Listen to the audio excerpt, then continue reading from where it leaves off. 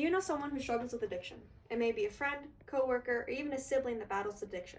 But did you know that addiction is a psychological disorder? Individuals who experience SUD, known as substance use disorder, are addicted to substances such as alcohol, cannabis, caffeine, prescriptions, non-prescriptions, and unfortunately much more.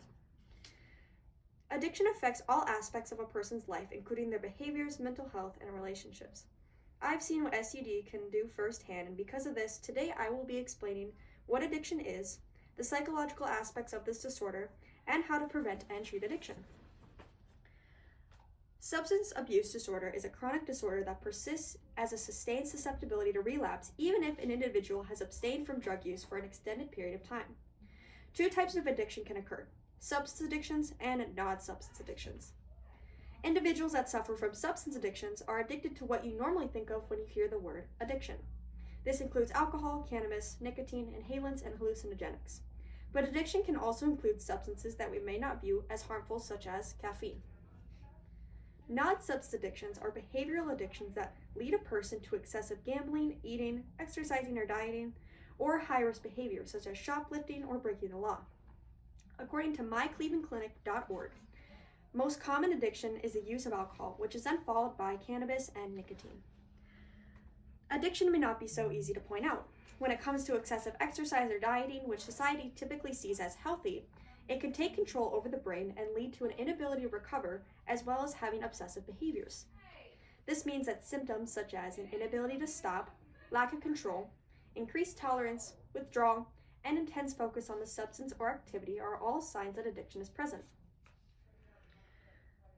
Addiction is not only a factor of peer pressure, but studies have shown that addiction is related to personalities.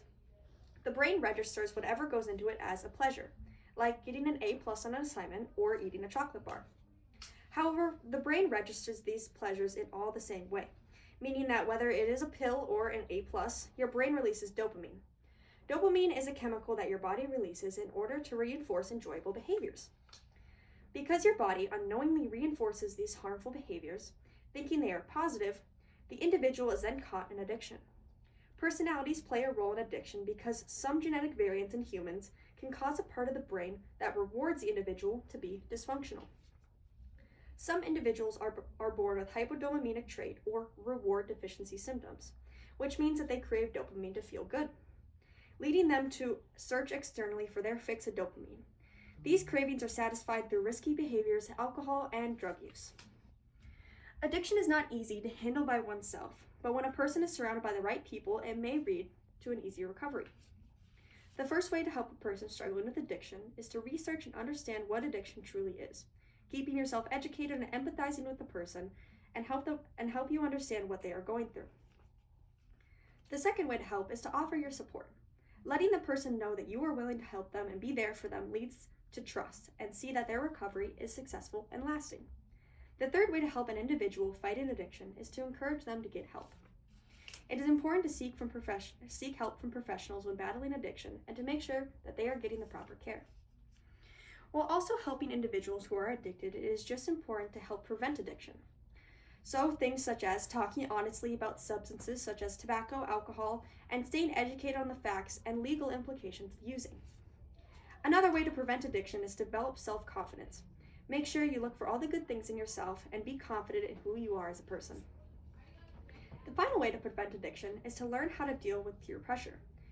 It is important to discuss the importance of being an individual and the meaning of true friendships. This means that you do not need to do something wrong in order to feel accepted. Real friends would not care if he or she uses tobacco, alcohol, or other drugs.